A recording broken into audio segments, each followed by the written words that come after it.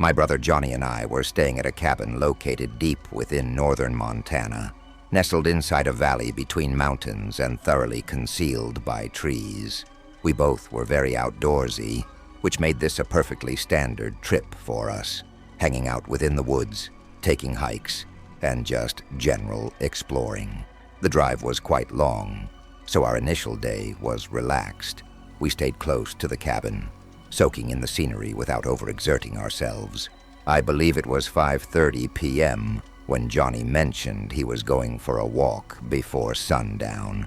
I barely paid it any attention, merely looking up as he departed and saying, "All right." He didn't take a backpack, so I knew it was going to be something brief. I returned to lounging on the couch near the fireplace, practically asleep from handling most of the driving. As the sun descended behind the peaks, the cabin steadily grew dimmer. It was only when the fireplace became the sole illumination that I realized Johnny had not yet returned. It was far too dark to be outside without proper gear. I immediately jumped up, grabbing my day pack, a headlamp, and a flashlight before venturing outside to locate him. Bear country was my primary concern. The idea of Johnny encountering one was making me incredibly anxious. But as I continued farther down the trail into the forest, my anxiety started transforming into a different possibility. I had this awful premonition, causing me to glance over my shoulder numerous times, as if I expected someone following me. I never saw a thing, though. Just 10 minutes along the path, I saw Johnny coming toward me. He looked completely rattled. He was not sprinting, but he was moving with an obvious purpose, like he was escaping something. We both started speaking at once. I was attempting to ask what happened, while he was trying to tell me to turn back. We simply started walking back with haste. Once we were inside, he told me he had seen a man watching him from the trees. He described the man as deeply creepy, and explained that as he walked, the man seemed to be stalking him. Johnny worried that if he returned to the cabin in daylight, the man would follow him. So he decided to wait for nightfall. Johnny, ever the protective older brother, tried assuring me it was likely nothing, and he was just being safe. I ultimately trusted his word for it and tried not to worry. The person he saw probably had a cabin nearby or was just out on a hike, I figured. We prepared dinner and spent the evening on the front porch by a campfire. I believe we both were keeping watch for anyone observing us, though neither of us would admit it. The mountains got quieter as the night wore on. We talked beside the fire late into the night before we finally went inside to sleep. After a small breakfast, we got our bags and went on the region's main hike, a 6-hour journey to a mountain's peak. We were both super exhausted by the end. The final hour returning to the cabin felt like it dragged on forever. Heading in, Johnny dropped his bag and said he would take a shower. I waited on the couch. The cabin had just 2 rooms and 1 single bathroom, so I had to wait. I was only lying there for a minute when the memory of the man my brother mentioned suddenly popped into my head. I got up and looked out the windows, almost expecting to find him there. I went back over to the couch, but an odd feeling unexpectedly washed over me. A few minutes went by, trying to identify the feeling when I noticed the very loud water pump for the shower had not yet started. "Johnny?" No response. I got up and walked down the hallway toward the bedroom. I knocked on the door and said his name again. An unsettling feeling grew inside me as I reached down, cracking the door open. I opened it slowly, maybe just a few inches, and could see Johnny in the gap. He was kneeling in the room's corner, eyes wide and staring at me, subtly shaking his head no, clearly signaling for me to go away. The terror in his eyes was so unnerving. It is still burned into my memory, clear as day. A horrifying sight I wish I never have to see again. I pushed the door completely open, seeing a man standing just feet from him. His eyes were also wide, but in a tired, disturbing manner. He wore disheveled, torn-up clothes and had oily, long black hair. In that moment, I did not have time to think. It was just my instant, unprocessed reaction to stop him. I charged at him, and only once I was a couple of steps away, I saw him raise a gun from his side. I tackled him, and Johnny immediately knew what to do. We wrestled the gun away from him and got him mostly under control. I swear this guy was feral, screaming and screeching and clawing to try to get away. I'd never seen anything like it. He was not letting up either. So it took a while to figure out exactly how to get out of this. We decided Johnny, who was much bigger than I was, would hold him down while I got the car ready. I did as he said, quickly, tossing our bags in the car, which had everything already packed in it from our recent hike. Then I turned the car on and got it ready. I went back in, and we tried to tie him up with anything we could find around the cabin, just enough to let us get away. And obviously we took the gun with us. We could hear him screaming from inside the cabin as we drove away. Once we were in service, we notified police. But by the time they made it to the cabin, all the scraps we tied him up with were left amidst the floor, and the man was nowhere to be found. My brother said when he went into the room to shower, he was caught completely off guard and held at gunpoint, where he was told to call me into the room. My brother refused, knowing he'd be giving me no chance if he did, but then I walked in anyway. We still talk about how insane it was that I tackled the guy. Honestly, I can't even explain it, but it could have been what got us out of that cabin alive. Now, the only clue the authorities have as to who the guy was is from the gun that we gave them. They were able to figure out who it was registered to, and found it belonged to a man who'd been missing 5 years from somewhere, about 50 kilometers away from where we were. However, from the description we gave them of what the guy looked like that attacked us, it seemed like it was probably someone else, which leads us to believe that whoever attacked us had also attacked the owner of the firearm, ultimately leaving him as a missing person. So, assuming things had gone any differently, that could have been mine and Johnny's fate as well.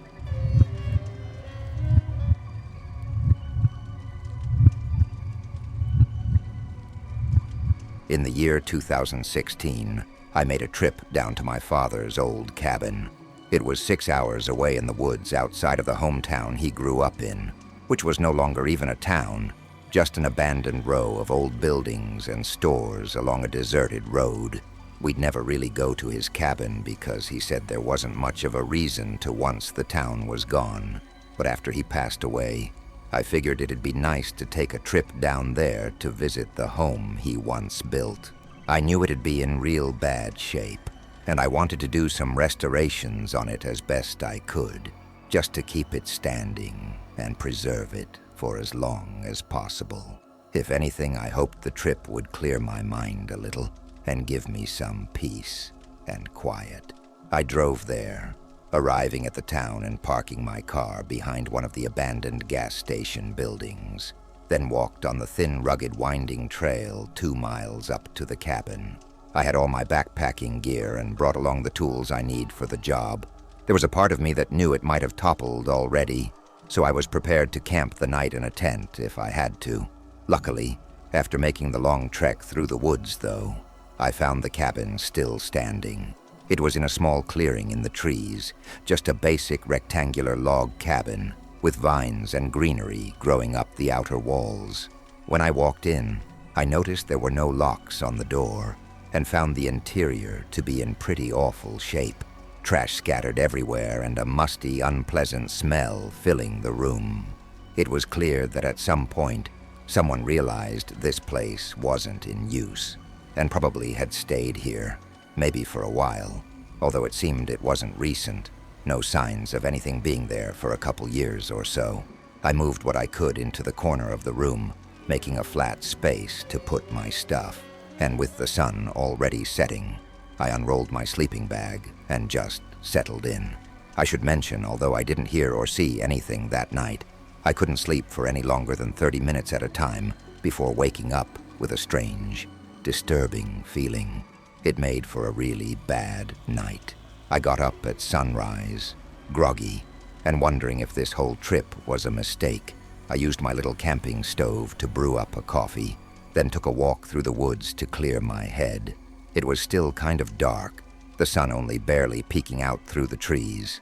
A little ways in, I found an overlook, sort of a hill where I could see above the tree line. Thought it'd be a great place to watch the sunrise, but I found something else. I could see the abandoned town from up there. It was very far away, but there was a light. Looked like it was from a window in one of the buildings. I couldn't tell from that distance if it was from a house or a store, and it turned off suddenly a minute later. It made me worry a bit about my car, but mostly I was just surprised anyone else was around here. Likely it was just some urban explorers checking out the town and nothing to worry about, although it was a really big coincidence. I sat on the hill for an hour watching the sun come up, then walked back through the woods to start working on the cabin. First thing was to reseal and clean up the outside. I will say, though, the whole time I was out there working, I kept getting that feeling, the one I had during the night. Every time I looked back at the woods, this eerie sense loomed over me. It took me a bit to really understand what it was that I felt, but eventually I managed to grasp what I think it was. I felt like I wasn't alone. I kept working, but constantly looked over my shoulder. The possibility of anyone else being out here was genuinely impossible. The abandoned town, sure, but here, some random woods with nothing but a decaying cabin. I thought I must have been on edge for reasons that were beyond me. Once the sun was going down, I headed inside, testing out the old wood stove. These things seemed to be undying, as it fired up no problem and warmed up the cabin. I sat near it and just watched the flames, listening to it crackle as I thought about everything. My dad, this trip, just life in general. But sometime later in the night, the crackles in the flame were suddenly accompanied by a similar sound, cracks and crunching coming from the front of the cabin. I turned my head and listened. I only managed to realize it wasn't a wild animal, and was definitely a person. Just as they got up to the front door, the wood stove suddenly felt like it was 1,000 times louder, preventing me from intently listening to whoever the hell was outside the cabin. Then they knocked and called out a name that made my whole world stop for a moment. The man called out my dad's name. It felt like it just took hold of me, making me stand up and walk up to the other side of the door in complete shock. How did he know my dad? I couldn't resist calling out and asking who he was. The man outside hesitated. I think he knew after I spoke that I wasn't my dad. I'm an old friend of the man who built this cabin. Was hoping I'd get to see him again. The unknown man spoke. I got a little closer to the door, the urge to open it and have someone to talk to about my dad, to hear stories and everything. But still, something kept me from opening it. Why was he even here? I asked, and the man said he lived in that old town. After thinking for a second, I decided to share that I was the son of the man he was looking for, that my dad had passed away. The man behind the door paused. I'm real sorry to hear that, kid. Wish I could have seen him one more time. Initially, it felt nice to hear that, but I quickly sensed something was off about the way he said it, something in his voice. It wasn't the sadness I was expecting from someone who just found out they lost a friend. Before I could say anything, and almost like he knew I was thinking too hard about it, the man continued talking.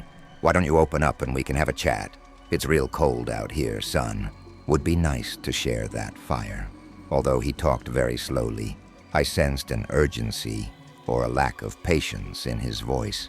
Something in me felt he wasn't being truthful, that maybe he wasn't who he said he was.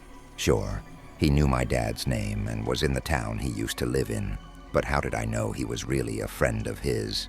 Still, as I was thinking, I couldn't find what words to say next. And in my pause, the man asked again for me to open up. He knocked on the door again, a little harsher. His voice grew less kind and more demanding. I took a few steps from the door, backing away. Kid, open the door. You going to let me die out here in the cold? That what your father would want from you? My heart began pounding as I dug into my backpack for my hunting knife. The man continued hitting the door and yelling subtle threats. discarding the fake identity of being a kind, harmless friend. This went on for much longer than I could keep track of. It felt like it never ended, some continuous nightmare. But suddenly, the man punched the door in anger, and it was followed by the sound of his footsteps walking away, going back into the woods. I stayed up all night, mind racing as I waited in fear. But when the sun came up, and with no signs of him around, I hurriedly packed my bag and ran from the cabin. I got really lucky, finding my car untouched, still well hidden behind the crumbling gas station. I fled from the town and drove non-stop back home. I was hoping with that trip I'd get some answers or come to terms with everything, but honestly, I'm just left with more questions. I realized I never even really knew why my dad moved away from there. I guess I assumed it was because the town was dying off and everyone else was leaving, but now I think there was probably more to it, and maybe there were other reasons that he'd never brought me back to his cabin. I don't know why that man was still around there, or what he really wanted from me, or how he even knew my dad at all. But something tells me he didn't have any good intentions that night. Had I let my emotions get the better of me and opened the door to invite him in, I genuinely don't think I ever would have made it out of that town.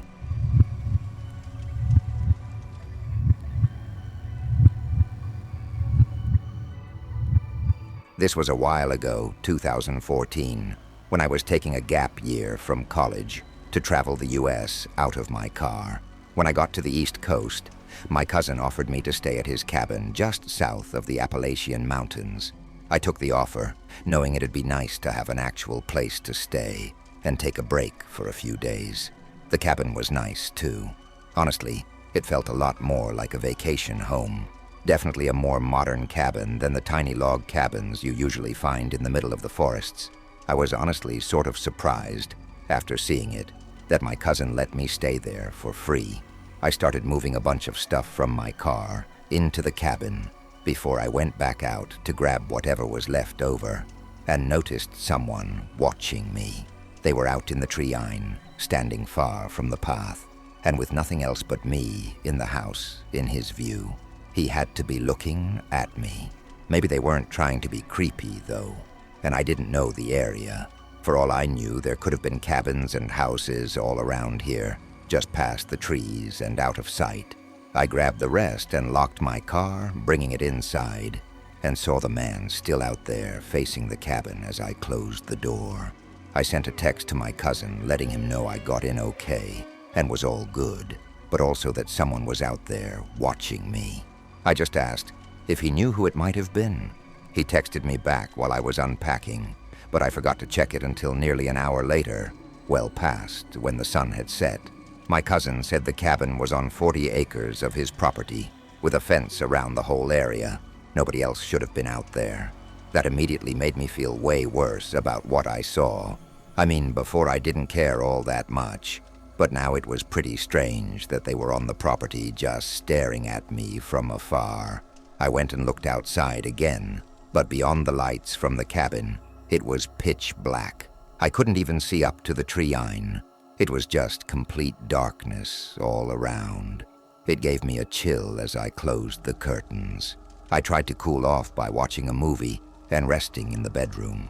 The movie helped keep my mind occupied, but it didn't relieve the sense completely, and just about an hour into it, I saw something in the corner of my eye. I looked, locking my eyes on the window where there was a gap in the curtains. I thought I might have just seen something move over there, but now all I could see was my blurry reflection on the glass, and only darkness behind it. I quickly got up and started walking toward it, when there was suddenly footsteps sprinting through the grass. By the time I was looking out the window, I couldn't see anything, and could only faintly hear the footsteps going further into the dark. I immediately called my cousin. I don't know why I didn't just go straight to calling the cops, but my cousin told me to. So I hung up and had the cops on the way within a minute. For how far out the cabin was, the officer made it there in a decent amount of time. However, the guy who had been watching me was long gone. and we both realized pretty quick that there wasn't all that much he could do about it. He couldn't go searching the woods or really do anything at all unless the guy showed up again and hung around long enough for the officer to come back. So I was left alone again. I really couldn't shake the uneasy feeling I had for the entire rest of that night. I could have left, but honestly, the thought of bringing all my stuff out to the car, going back and forth from the cabin in the middle of the dark, was more unsettling than just hunkering down inside. Of course, I couldn't help but look out the windows over and over, even though I couldn't see anything at all, for the last hour before bed. It must have been 12 or 1 a.m., and I was just pacing the house, double-checking everything and trying to feel safer about going to sleep. I think I was just pushing it off as much as I could, but it was inevitable. I had to rest. I turned off all the lights in the cabin, headed to the bedroom, and locked myself in. I hoped the worst was behind me and got in bed, falling asleep 30 minutes later. I woke up early, like very early, way too early for it to be right. The sun wasn't even up yet, so it had to be around 4 a.m., which meant I'd only slept for a few hours. Almost immediately, my mind went back into that panic state, feeling the need to do a check around the cabin again. There would be no way I could go back to sleep without walking around first to make sure I was still okay. I got up and turned on the hallway light, then just listened for a second. I didn't hear anything but the heavy wind hitting the thin windows throughout the cabin. I started walking, but only got halfway down before hearing something else. It sounded like a couple thumps on the end of the cabin.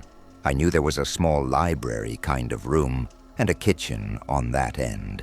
I crept a bit closer, and through the lights from the hallway, I could see the shadow of something moving near the end. I froze up, wanting to not believe the situation I was in, but the shadow suddenly stopped moving. There was a few seconds, then it slowly started moving again before a figure appeared at the end of the hallway. Just from the shape of the figure, I knew it was the same guy that had been watching me, the one I saw out in the trees. I turned around and locked myself back in the bedroom.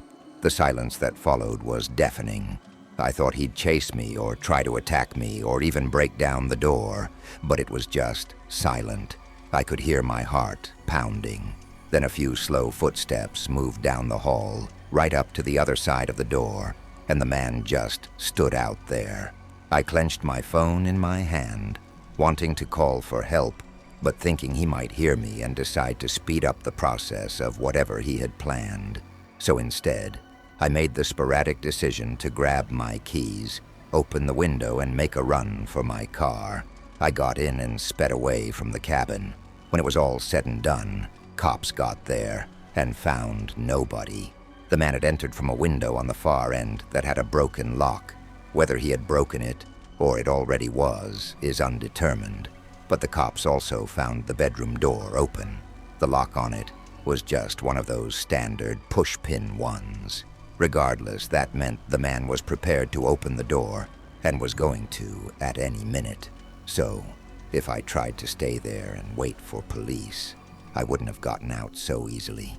What's really weird is he was there from the moment I arrived at the cabin, which likely means he'd been watching the place for a while, maybe waiting for me or someone to arrive. What he really was intending, I luckily didn't have to find out, and so those stories come to an end, leaving a few questions to haunt you. Faced with an unknown threat in a remote place, do you trust your instinct to remain hidden, or the risk of confronting what's out there? Hesse's stories explore our deepest fears. If you have a similar thought, join the conversation below. We read every comment. See you in the next one.